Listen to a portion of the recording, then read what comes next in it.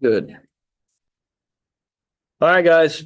So here's your bell ringer for today. What does Lebensraum mean? Explain Hitler's steps of expansion and how he took advantage of the Allied powers' showings of appeasement. So these are a few terms we mentioned yesterday. And then I just want to make sure that we're all on the same page here before we move on of how this war begins, how it starts. So we will be finishing up the notes for today for this chapter. And then we are well, tomorrow I'm going to have a review game for you, and it's based off of Hitler's expansion. So that should be a fun review game, and we'll see who wins for extra credit points. So more. Oh, the math game. So if you have 100% fastest time, which I think we have 2 seconds, right, Blake? 2 seconds. I don't know how it was even possible. No, I'm just kidding. That was just like a glitch. I don't know how that happened. 6 seconds. What do you got? 36. 36. Oh, wait, I think. Oh, Ariel, okay. I knew you were close. Oh, no, I'm thinking. Oh, okay, all right. So 36 right now. Anybody has a better time than 36? No, okay. Right now, Blake told her. I was showing everybody in the other classes. 2 seconds. You see this? No way.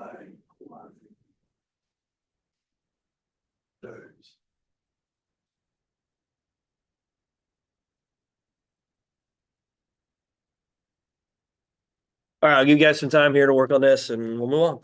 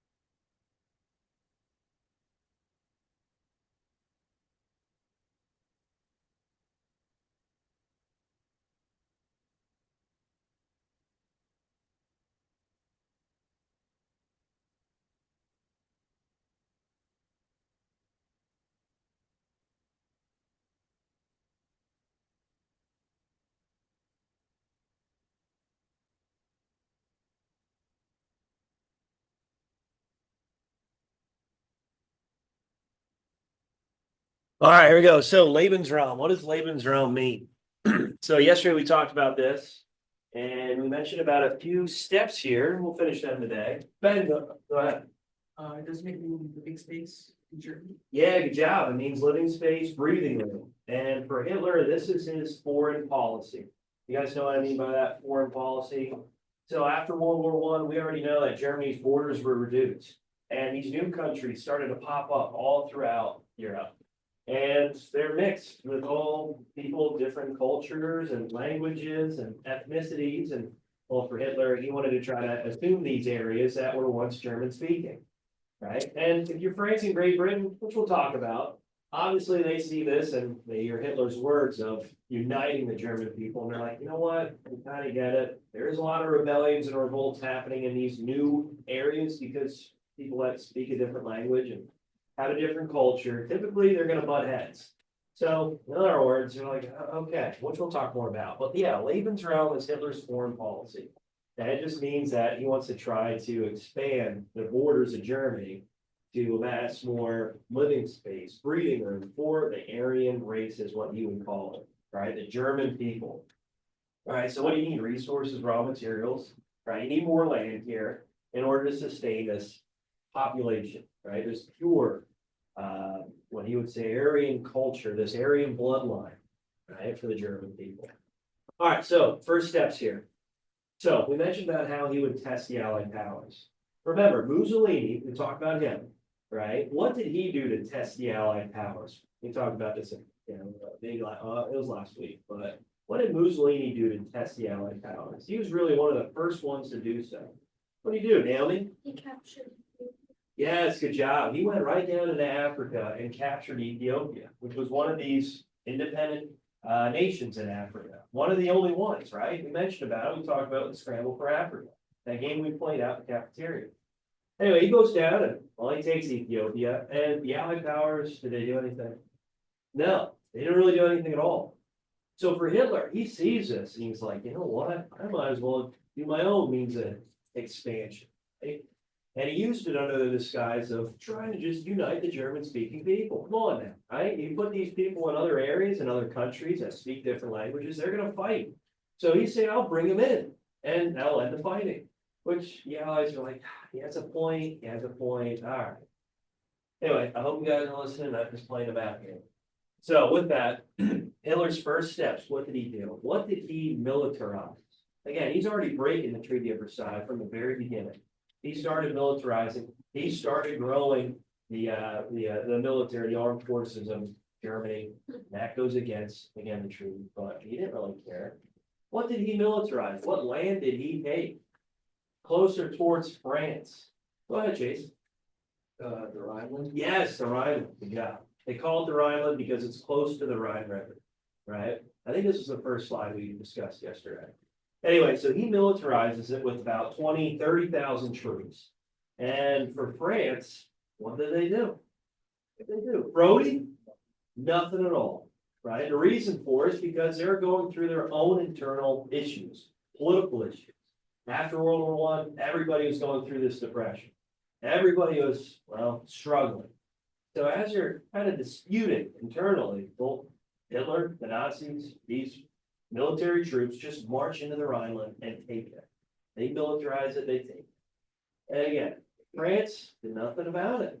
So if you're Hitler, right, now you got a taste of it, right? So why not expand more? Why not look to maybe gobble up more land?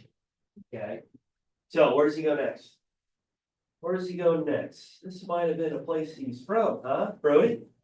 Yeah, he goes to Austria, right? So Austria, I showed you on the map. You guys should know it. Somebody already played a map.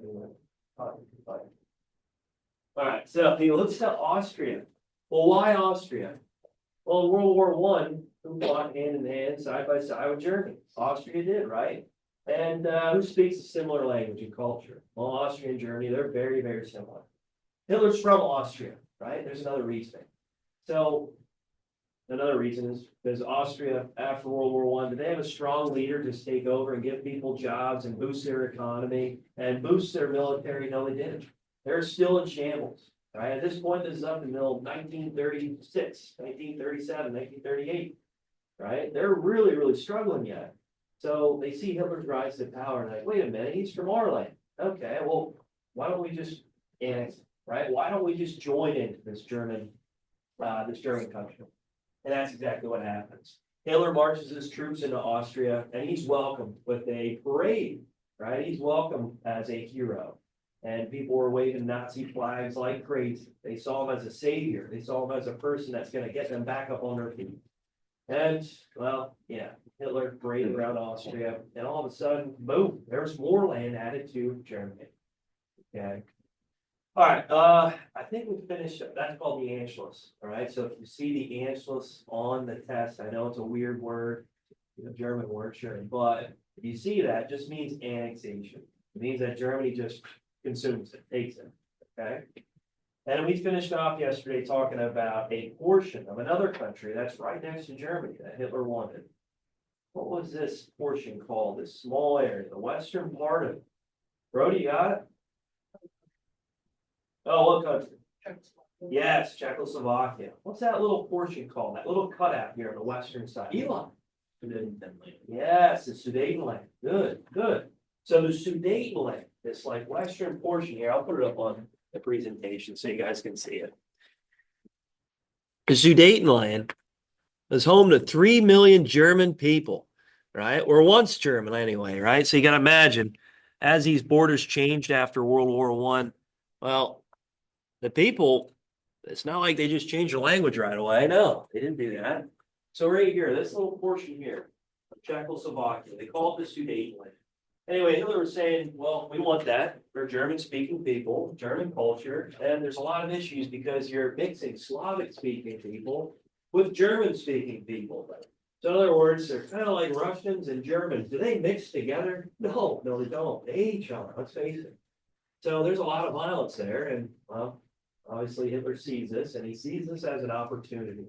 One where he can look at the Allies and say, well, I mean, they speak German, they have German culture, why not? And he also throws this in there. He says the Slavic-speaking people of Czechoslovakia, that they're mistreating the German-speaking, that they are viewing them as a minority and putting out laws and regulations against these German ethnic people. And he says, well, it should be rightfully ours, right? Come on, just give it to us. Anyway, this is what's going to cause tensions finally with the Allied powers. The Allied powers are going to step in. They're finally going to say, hey, we need to meet, right? We need to sit down and discuss things before this really gets out of whack, before another war breaks out. Anyway, the Sudetenland will be given to Hitler. It will be given to him. And that's, again, a sign of appeasement, right? What's appeasement mean again? What does that mean? Appeasement. All right, Naomi, thank you. Like we give into like some debates so that way they don't go crazy. Yeah, right. I mean, let's face it, we just talked about it a lot yesterday in the vocab. Hitler, is he a man of his word? No, he's backstabbed everybody. He's ripped up every treaty, every agreement. And the Allies thought, well, if we just give him a little bit here, maybe that will, I don't know, maybe that will just hold him over for a time being. Maybe that will just make sure a war doesn't break out. We're just nice to him and give him some of this land. Let's face it, we're pretty hard on him after World War I, the Treaty of Versailles. If we just give him some land, then maybe he'll just stop. Well, we all know that doesn't happen. Anyway, so what does this move to? Well, after the Sudetenland is up for grabs, right? As Hitler is demanding and wanting this land, and France and Great Britain are saying, hey, okay, he marched into Rhineland, he's annexed Austria, now he wants the Sudetenland. Let's relax here. We need to step in. Anyway, like I said, Hitler was actually a pretty good negotiator in that way. I mean, he's gambling, let's face it. But in this case, he's saying these are people being mistreated, right, by the Slavic-speaking people. Right? You give it to us, and that ends the tension. So France and Great Britain are saying, you know what? He has a point. He does. We don't want to give him this land, but he does have a point, and maybe he'll stop that, right? Maybe he'll stop. All right. Anyway, here is Neville Chamberlain. What was this guy again? Chamberlain, those are your terms yesterday, Jason. Yeah. Yes, good job. He's a prime minister of England right before Winston Churchill. I'm sure you guys heard that name before. Right, we'll get there here soon. But as this war is starting to rumble, right, as this war is about to break out, Chamberlain's prime minister of Great Britain. His whole goal is to prevent war. Let's face it, right? No one wants to see trench warfare anymore. So he's saying, I need to do something. I need to try to prevent this from breaking out, right? That's his whole issue. That's his whole goal. Anyway, with the Munich conference, you start to see the agreements starting to happen, right? Finally, Chamberlain and Dadelier from France, they say we need to meet with Hitler now, right? So Dadelier is the prime minister of France, right? He's the leader of government from France. Anyway, here's Chamberlain. They say we need to meet, and they meet in Munich, Germany. Right? So as this meeting's taking place, you got Mussolini, right? Obviously, we know Mussolini, right? Hitler, yeah, we know him. And then we got France and Great Britain sitting there at the table. Right? Chamberlain was really trying to reason with Hitler. We'll talk after this meeting. They're going to agree on other terms, which doesn't end well, obviously. Doesn't go the way they would want it. But with the Munich conference, they discuss about what they need to do and how the Sudetenland has to be in. Right? They reason with Hitler and say, hey, we'll give you Sudetenland, but after that, no more.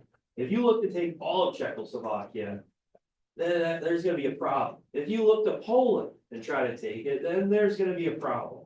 And Hitler shakes his head. Yeah, of course, right? This is it. We're going to take the Sudetenland, and that's final, right? We won't look to expand anymore after it. So with the Munich conference, they sign on the dotted line. They agree to terms, and everything seems like going to be okay, right? Everything seems that war is going to be prevented. Again, has Hitler ever really been a man of his word here? No, he hasn't. Right? We all know that this doesn't work out, but for the short time, you finally see a negotiation, finally see some talks, and diplomacy, let's face it, is a good thing. All right, after this, all right, after the Munich conference, it was later that night, right? Chamberlain, he's not leaving until he actually gets an agreement with Hitler, saying that there will never be a war that breaks out between Great Britain and Germany ever again. So they stay up till like 3 a.m. to hash things out, to talk even after the Munich conference. And Hitler says, yeah, nope, we don't have to worry about a war between us. Come on now, we respect one another. We saw how it went the first time, right? Let's have an agreement. So Hitler signs on the dotted line on that one too. And well, here's this picture. I'm going to show you guys a video later of Chamberlain waving this piece of paper around. He's saying, hey, I got Hitler's signature here. He's promising peace in our time. And boy, oh boy, that didn't happen. But at that moment, he believes that war has been avoided. All right, so with that being said, Sudetenland, right to Germany. Is Hitler getting what he wants? Yeah, he is. All right, well, what's next? Well, shortly after this, I'll get to the next slide here. So shortly after this, he just takes all of Czechoslovakia. Just takes it all. Right, so as they grant the Sudetenland to him, he takes all of it. And Czechoslovakia really didn't put up a fight. Yeah, there was maybe some minor resistance, but for the most part, they just agreed to join in. All right, so you got to imagine, Great Britain and France, are they happy? Already, he just breaks that Munich Pact. That Munich conference just flies. All right, so now we see France and Great Britain say, okay, well, what's this next target? The next target's going to be Poland. Poland's going to be that next place. Why? Poland was once, what we know of, East Prussia, right? You remember Prussia back with Bismarck? Okay, this is kind of where it all began for Germany, right? Anyway, Poland was part of this, all right? And there's German-speaking people there. This next target is going to be Poland. So France, Great Britain, they say, hey, you broke the pact. If you invade Poland, war's happening. And Hitler's like, no way. I've gone this far. I've been gambling left and right. There's no way that they're going to declare war on me. Come on. But there was that risk. So Hitler had to do something in order to prevent a war from breaking out with Great Britain and France. And he decides to reach out to someone that just doesn't seem like would be an ally to Germany. Someone that just doesn't seem that would fit. Ideologically, it just doesn't make sense. They're on the far left, the far right. Hitler fascist, well, who does he reach out to? Who does he reach out to? Ariel. Stalin? Yes, Stalin of the Soviet Union. All right, why does he do it? Well, the reason for it is because Poland was once, well, German, we already know that. And Poland, on the other side, was once Russian. Okay, so you can see why incentivizing this might be a good popular thing for both of these leaders. All right. For Hitler, let's face it, Okay, he wants to land, Stalin, he wants to land, but for Hitler especially, he sees this as an opportunity, a means of real politique. Right, you guys know what I mean by that? Just making common sense negotiations and talks. He says, hey, Poland, it's right here in between us, okay? Yeah, land, we want it, sure, we can split it right down the middle.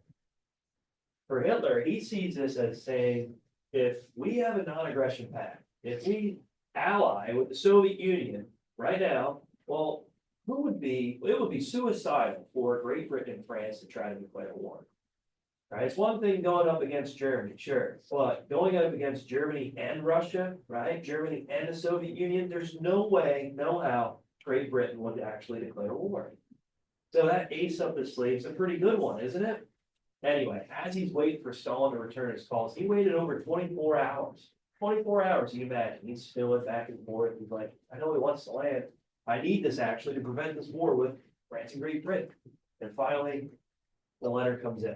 Finally, the memo comes in. And, well, Hitler's obviously very, very happy.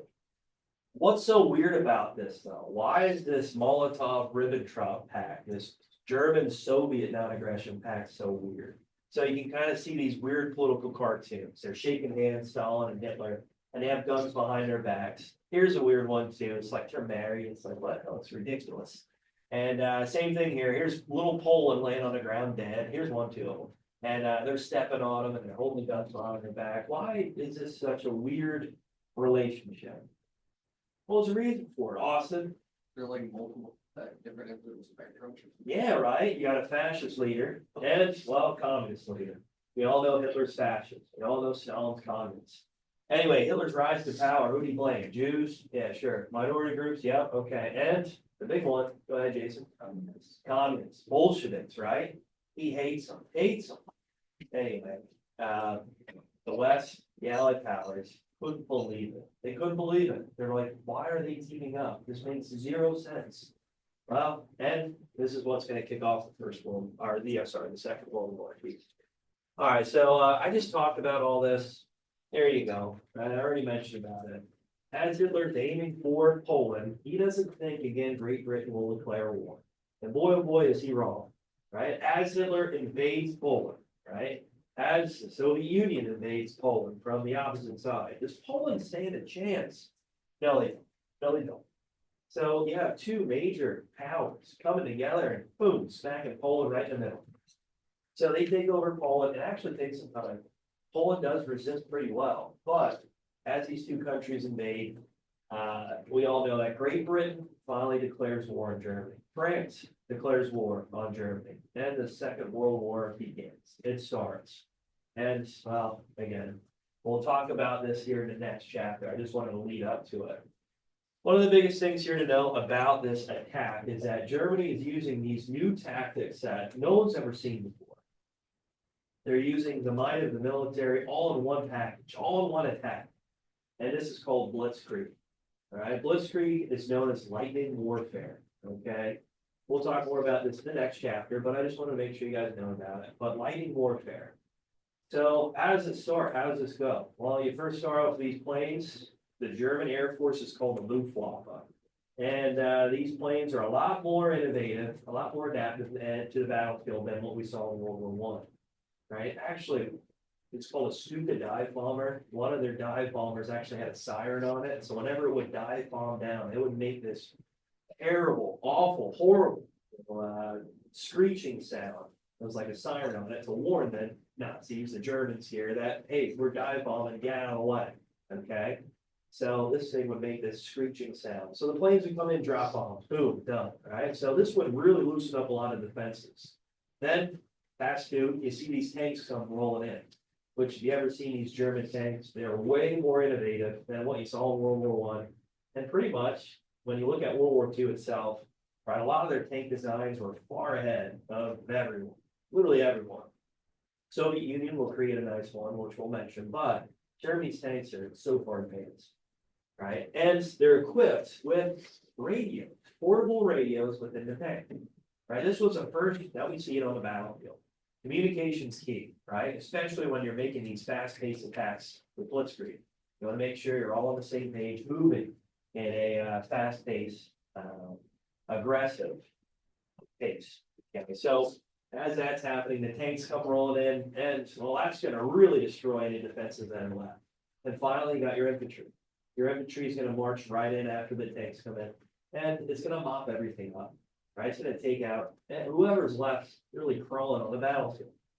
Right, one weird, interesting fact here too about this invasion is that as the tanks were rolling in, literally by the Nazis, a lot of the Polish defenses were still riding on horseback. Could you imagine a panzer going up against a guy on a horse? Talk about ugly, huh? Anyway, like I mentioned, Poland did fight very, very hard, considering they're getting invaded both ends by the Soviet Union and Germany. So, in all reality, they didn't stand a chance.